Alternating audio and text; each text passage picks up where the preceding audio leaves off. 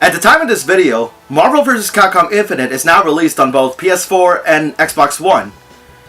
The game actually has X and Zero in it. And X plays alright when I tried out the demo.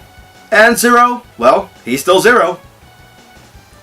But the big question is whether or not I'll get the game at all. Probably not. I'm sure you know the reasons why, because if I say it right now, I would find myself sounding more redundant. Anyway, now that the first game and remake are done, it's time to move on to the sequel. However, unlike most of the X games I played, X2 is the least played for me. Not that it's a bad game by any means, but I just didn't have that much memories with it until I played it again via emulators and then later the Megaman X collection. There are some new things that are featured in X2, which we'll get to in this review. So let's continue on with this marathon with Megaman X2.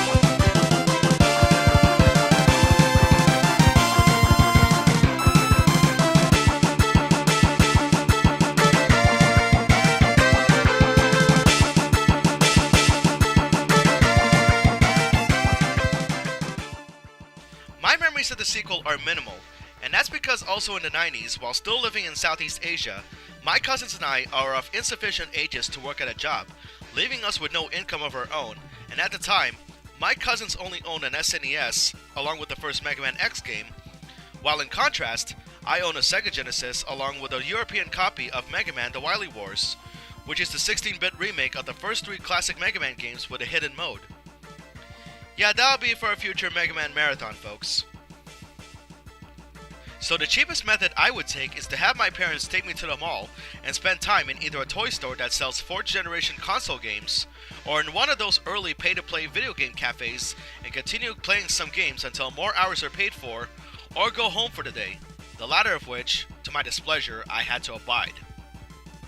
I tried out Mega Man X2 for just 30 minutes during those years at a toy store, and as much as I wanted to get the game and continue to see what happens, I really couldn't, as my folks can only afford one console per gaming generation. Heck, the same thing happened with Mega Man X3. Though I was able to enjoy a good hour of it during my visit to one of the gaming cafes at the time. Fast forward to the 2000s, the internet came and gaming emulators existed, and the first time I've seen an emulator was during my junior year of high school. It was during study hall period when I saw my classmates loading an SNES emulator and played Contra 3 with it. When I got around to playing one during my college years, I was happy to finally play Mega Man X2 in full force, and it wasn't until I got the Mega Man X collection that I legitimately own X2 and X3 as well. So just like the first game, we're gonna boot up the game via the Mega Man X collection, because heaven forbid if I have to pay $100 just to get the actual cartridge of Mega Man X2. 6 months have passed since Sigma's defeat and Zero's sacrifice in the last game. Dr. Kane informed X that another revolt has happened, caused by remnants of Sigma's army. Inside an abandoned Reploid production factory, mechanoids infected with the Sigma virus are running rampant until X disposes them. Then things suddenly seem too quiet until a giant mechanoid is activated to kill X, but the plan was a bust as X destroys it. Unbeknownst to X is that he was under surveillance by 3 Mavericks who are worshippers of Sigma called the X-Hunters, or counter hunters in Japanese. These include the Wildman Violin, the Swordsman Agile, and the Elderly Surges. They considered X to be a threat, so they devised a plan to take him out. Originally, there were supposed to be 4 X Hunters with an X clone named X Kai as the leader of the faction, but due to ROM capacity limitations at the time, the idea was scrapped. I actually had the concept figure of what X Kai would look like if he was ever in the game. For a clone that could have been in the game, he is crafted nicely. It was worth collecting in my opinion. So instead, the 3 X Hunters are worshippers of Sigma. The modern day equivalent would be the remnants of Sephiroth, or the Kadaj Gang as I called them, from Final Fantasy VII Advent Children. Before continuing the plot, not much has changed from the last game. You still go through 8 Mavericks, carefully moving along stages with different gimmicks, avoiding instant death spikes, lava or crushers, and running and shooting anything in your path. You still get the special weapon of a defeated Maverick and use it as a weakness against another, like using Wire Sponge's Strike Chain against Wheelgator, or Flame Stag Speedburner to use against Morph Moth, because a moth to a flame. Get it? Moving on. Yeah, it's worth noting that Morph Moth has the distinction of being a Maverick with 2 forms, so his battle can tend to last longer than it should. You can also use special weapons in places to get to new areas or discover secrets.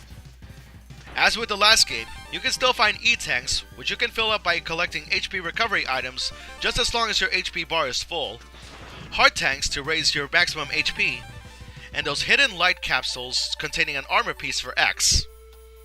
Sometimes you don't need a special weapon when you want to reach some secrets and just be creative with some stage gimmicks. Take for example, the desert stage of Overdrive Ostrich. You need to destroy sandstorm machines as well as shooting down stone structures to make ramps for the infinitely spawning hoverbike, which you can fire shots as well. Don't worry if you lose the bike, just keep scrolling back to the area where you found it and try again. That's the only way to reach that one heart tank, but be warned. The bike can protect X from spikes underneath him, but not head-on collisions, so take caution and know when to hit the brakes. X2 has a new right armor design which functions the same way as the last game, only you can charge the attack button for a stronger attack, and you can destroy certain blocks which X's weapons can't, and you can hover for a short period of time. Some of the stages are actually fun to travel around, but my biggest beef is with Crystal Snail's stage. I tried to carefully move around the stage because of these stupid moving blocks, as there's a chance that I could get killed by getting crushed. Whoa! That nearly killed me there. I also tried to not get noticed by those stupid searchlights, which I failed miserably. Solid Snake, X isn't. I will admit that because X2 uses a special chip, some of the effects look great. Whether it be the animated wireframe sword or Magnus Centipede's teleportation, the overall visuals of the game looks impressive. The X2 armor is a step ahead of X1. Aside from the usual X-Buster and defense increase, new to the game is X's ability to dash in mid-air, a staple that we'll see again in future games, a targeting reticle that is used to find hidden passageways, and the ability to use a move called a Giga Attack, with the first of its kind in this game, the Giga Crush, which drains all of the ability's energy, but it damages any enemies on screen, and it can only be filled up again by hurting yourself. Just like the first game, there's a hidden capsule that you can find, you just have to research it yourself on how to get it. By meeting certain requirements, you can also find a capsule with a hidden ability of Hadouken! Another Street Fighter staple. Like the Hadouken, you need to be in full HP in order to execute it. The drawback, however, is that it's not always a one-hit kill technique like the Hadouken. After defeating your first 2 Mavericks, the X-Hunters issued a challenge against the Maverick Hunters in a duel. It was revealed that after Sigma's defeat, Zero's body was salvaged by them, and tells X that if he can defeat each of them, he wins some parts of Zero. Dr. Kane confirmed that only Zero's memory chip that's in his possession is the only way to reactivate him, and X needs to fight them in a winner-takes-all duel. And that's when the plot branches out. After that scene, each of the X-Hunters will appear at random in different stages, completed or not, and it's from there that you have to find a suspicious-looking area that you need to access through, and you fight each of them until you win, and only then when you earn a specific part of Zero. I will say that these guys hit like tanks, and unless you have at least 2 E-tanks that are filled up, they'll make short work of you in minutes. To get the true ending of the game, you need to grab all of Zero's parts before the last Maverick. And you should also grab all of X's armor parts as well.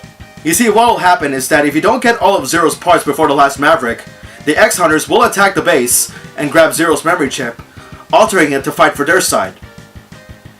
And what follows then is that X will have to fight Zero, ensuring the bad ending. There are 3 parts of Zero that you should collect to get the true ending: the upper body, the lower body, and the head. And should you get all 3 of them before the last Maverick, Dr. Kane informs X that it'll take time for Kane to reconstruct Zero with a redesigned body and new abilities. So X is on his own for now to pursue the X-Hunters to their base. Of course, X was able to take each of them out once and for all, although my advice against Surges is to immediately execute Giga Crush the second your match with him starts. Of course, there's the revived Mavericks again, and with X all powered up, taking each of them down is a cakewalk. But in the final stage, X encounters Sigma and... Zero? Nope, if you have all the parts, that's just a failed copy of Zero with a grayscale color scheme. Suddenly, the real Zero shows up with an improved Z-Buster and his iconic Z-Saber and destroys the clone almost immediately. It's from there that they decided to split up, with Zero going on to destroy the master computer of the base, while X pursues Sigma for the final match underground. Wolverine Sigma hits hard, especially with his claw swipes, but as long as you anticipate that move, it shouldn't be too hard to dodge and you can defeat him easily. Viral Sigma, on the other hand, can be problematic since he lacks an HP bar, and the telltale sign of him losing HP is the color, with red as critical. After the match, Sigma is destroyed, but not before telling X that he researched some of Zero's origins and says that he is the last of the Doctor's creations, referring to Dr. Wily, although Wily himself was never mentioned at all. X and Zero were able to escape Sigma's fortress in time and started heading back to base, ending Megaman X2. although Megaman X2 is my least played Megaman X game, X2 really improved upon X1 in both overall gameplay and overall aesthetics. The stages are really fun to walk around, as well as looking all of the stage gimmicks that the game has to offer. Not to mention that the special weapons are also multi-purpose. Despite these improvements and different endings, the game is mostly unchanged, but it's still a solid game. I neglect to mention how beautifully composed the soundtrack is, especially on X's theme in the intro stage, Zero's theme, and stage 1 and 2 of the X-Hunter stages. With that said, I'll be giving Megaman X2 a solid 9 out of 10.